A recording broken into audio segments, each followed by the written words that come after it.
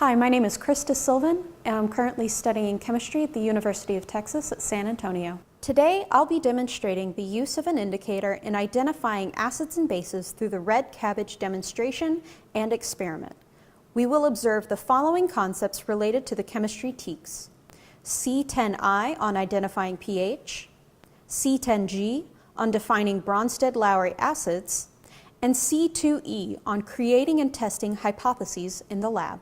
The reaction we'll be observing in this demonstration is the interaction between a naturally occurring purple pigment in red cabbage called anthocyanin in the presence of acids and bases.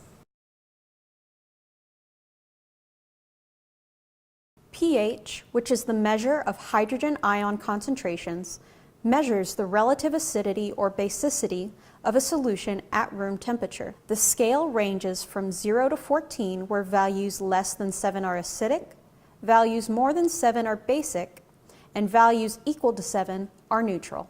Suggested personal protective equipment for this experiment includes goggles, nitrile gloves, heat-resistant gloves, and a lab coat.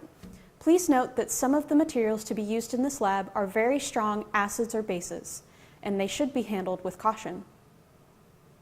Materials necessary to do this experiment include a small amount of chopped red cabbage, a 500 milliliter beaker, a jar or other closed container, small beakers, plastic cups or watercolor palettes, pipettes,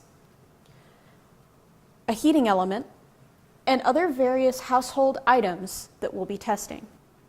Today I'll be demonstrating lemon juice, vinegar, window cleaner, water, baking soda, soda water, and soap with my created indicator. The first step for this demonstration is the extraction of the red cabbage indicator. The cabbage should be finely chopped or grated for best results. The cabbage should then be placed in the 500 milliliter beaker or other appropriate container with enough water to cover all of the cabbage.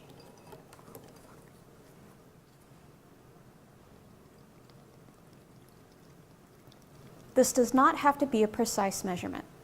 The water and cabbage should then be boiled for 20 to 30 minutes until a dark indigo color is noted in the water. The indicator should be decanted into the closable container using the strainer and allowed to cool to room temperature. The indicator should now be ready to use. Now that the indicator is prepared, it can be used to approximate the pH of various household items. To test a solution, place enough of your chemical into the testing dish using a pipette or by pouring it. Then, using a clean pipette, place a few drops of the indicator into the solution. The color can be recorded and compared to our pH table to obtain a rough estimate of the solution's pH. Here are a few more examples.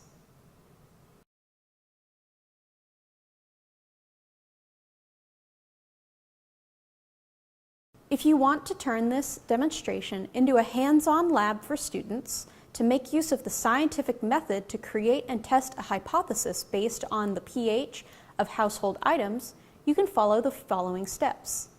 First, you can allow students to choose a few of the testable liquids, line them up, and make a prediction on if they will be acidic, basic, or neutral. You can mention that most acids will have a sour taste, while bases will have a slippery consistency. After predicting the approximate pH of the liquids, the students may test the liquids using the prepared red cabbage indicator. They can then compare the color on the provided pH scale to their prediction and update their observations. And that's the red cabbage indicator demonstration and experiment. Thank you for watching.